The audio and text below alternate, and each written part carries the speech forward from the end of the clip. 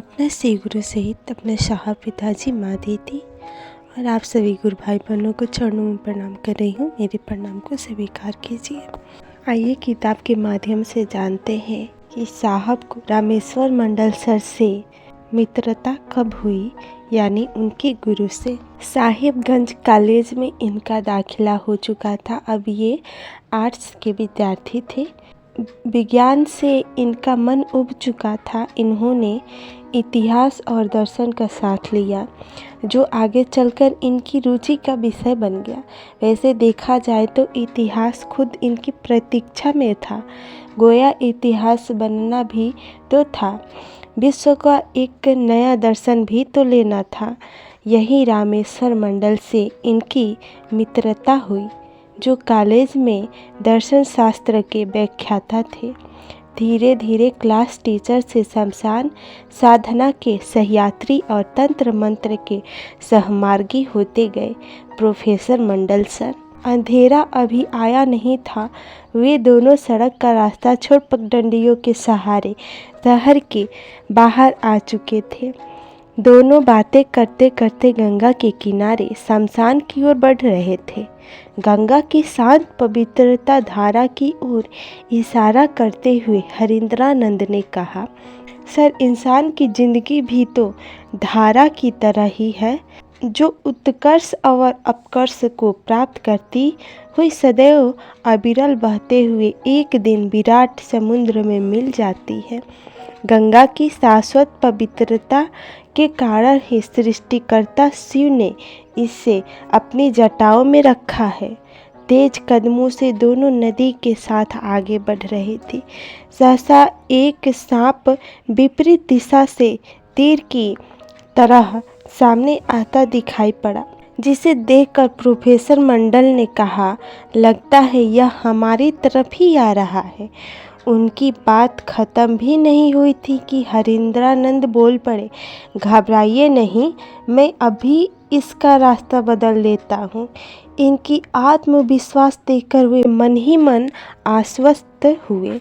इन्होंने चुटकी बजाई और देखते ही देखते सांप नदी की धारा की विपरीत दिशा की ओर मुड़ गया, मानो हरिंद्रानंद एक सपेरा हो, जिनके संकेत मात्र से उनके अपना मार्ग बदल लिया।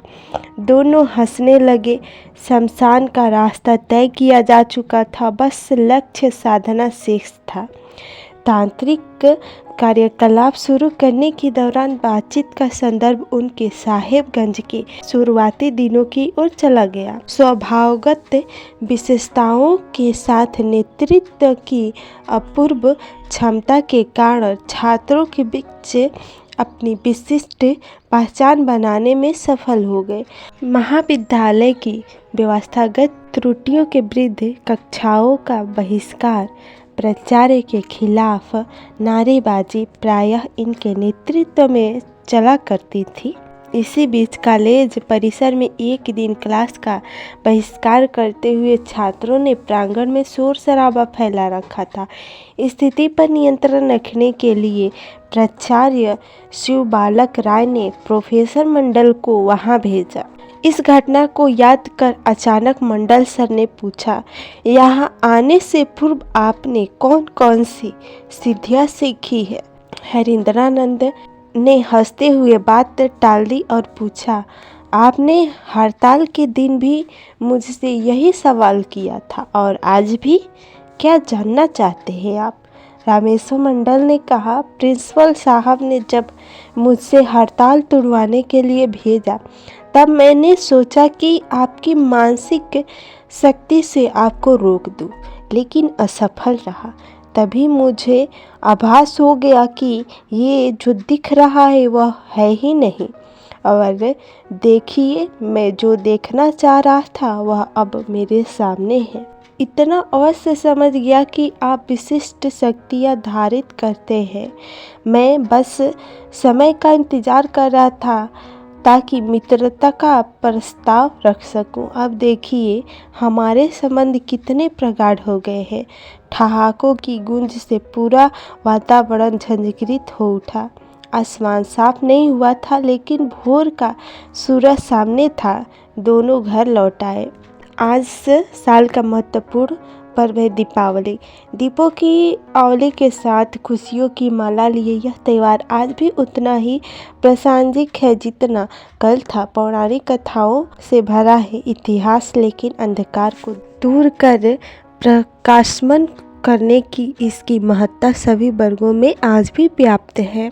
जैसे जैसे दीपावली नज़दीक आती है, वक्त अपने आप को संवारता है। हरिंद्रानंद के लिए यह विशेष था।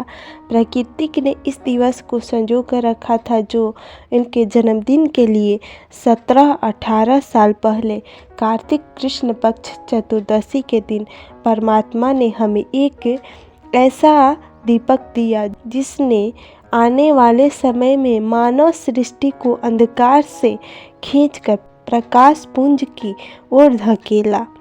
देखिए, रोशनी का यह त्यौहार आज हमारे मन को प्रकाशित किए हुए है। सूरज आकाश के माथे पर चमक रहा था। स्त्री पुरुष का झुंड गंगा स्नान के लिए जा रहा। सुबह की स्वच्छ हवा के साथ किरणों झरोखे से अंदर आ रही थी।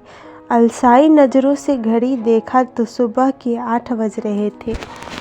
नीचे से माँ की आवाज़ आई, उठो जल्दी मंदिर जाना है, आज जन्मदिन है। इस खास मौके पर माँ इन्हें मंदिर ले जाना नहीं भूलती। घर में जाने कब से चले आ रहे अनुष्ठानिक लुकाचर के नियमों को तो हरिंद्रानंद बचपन से नहीं मानते थे। इसके लिए माँ अगर झुझलाती या डपटती तो थोड़ा ना नुकुर करने के बाद और बाबूजी के दबाव के कारण भी तैयार हो जाते थे।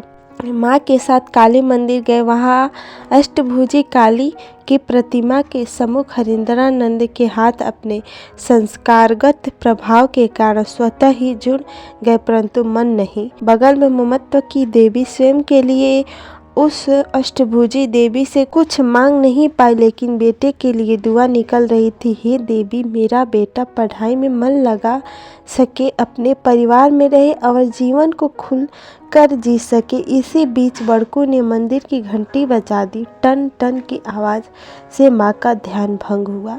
घर पहुँचते ही माँ ने नाश्ता दिया। तक रामेश्वर मंडल भी फूलों का गुलदस्ता लिए जन्मदिन की बधाई देने घर पहुँच चुके थे। कोने में लगा डाइनिंग टेबल स्वादिष्ट व्यंजनों से सजा था। बचपन से ही भोजन के प्रति असंवेदनशील रहे हरिंद्रानंद ने अनमने ढंग से थोड़ा खाया। आप तो फोटोग्राफी के शौकीन हैं, चलिए आज शिवा गाड़ी की गुफा घूम आए, वहाँ आपके 100 को भी मंजिल मिलेगी, प्रोफेसर साहब ने कहा। चहल पहल से सजे बाजार और वाहनों की आवाजाही के बीच गुजरते हुए दोनों बस पड़ाव पहुँचे। बरहेट बरहेट चिल्लाता हुआ बस का कंडक्टर नज़दीक पहुंचा। कहाँ जाएंगे भैया? बरहेट मंडल जी ने कहा।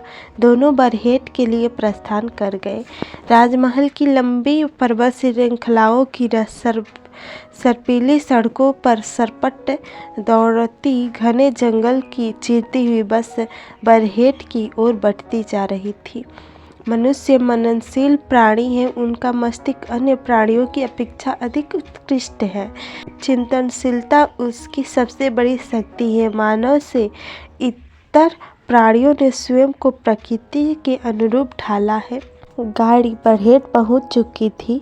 दोनों पैदल ही शिवगाड़ी की गुफा की ओर चल दिए। वहाँ की खास बात यह है कि यहाँ श्रावण के महीने में लोग कांवर लेकर जल अभिषेक के लिए आते हैं। पास के झरने से गिरते हुए पानी की स्पष्ट आवाज़ सुनाई दे रही थी। फोटो लेने के बाद वैसे मंदिर के भीतर जाने की इनकी इच्छा उतनी बलवत नहीं थी। शिवलिंग का दर्शन कर बाहर आए तो देखा मंदिर की सीढ़ियों पर बैठा एक साधु रुद्राष्टक का पाठ कर रहा था। यह जीवन की गूंज है, मानवीय सत्य और सौंदर्य की गूंज। यही तो शिव की गूंज है। इसी सतत और सौंदर्य की प्रतीति तो चाहते थे हरिंद्रानंद। उस साधु के पास गए और रुद्राष्टक पर बहस छेड़ दी।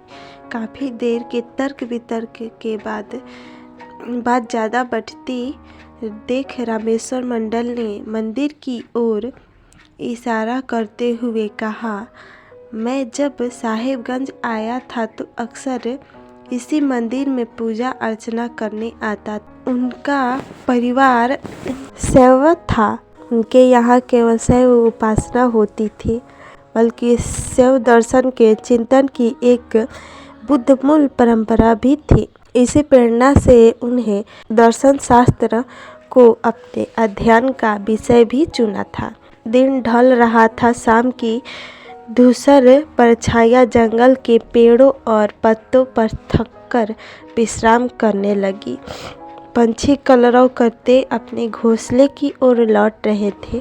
अंधेरा होने के पूर्व दोनों शहर लौट आए। रात के करीब 10:30 बजे नियत समय पर स्टेशन चौक के पास हरिंद्रानंद रामेश्वर सर की प्रतीक्षा कर रहे थे। आसमान में काले मेघों का झुंड रुक रुक कर बिजली का कौंधा, ऊपर से अमावस की काली स्याह रात। ऐसी भवा रात्रि में कब्रिस्तान तक जाना संभव नहीं लग रहा था।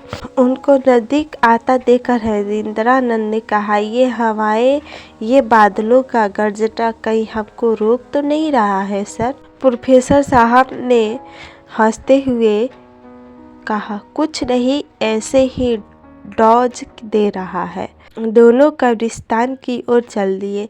वहाँ की साधना के दरमियान आंखें अपलक हो जाती, अंग स्पंदहीन हो जाते, मुख पर अलौकिक भाव धारित हो जाते। ये संगमरमर की मूर्ति के सामने निर्विकल्प समाधि में लीन हो जाते। साधना के बाद दोनों एक कब्र के पास की पहाड़ी जमीन पर बैठे बातें कर रहे थे। कुछ दूर एक सांड घास चर रहा था। वह विशाल काय ही नहीं, खूंखार भी था, जिससे शहर के कई लोग घायल भी हो चुके थे।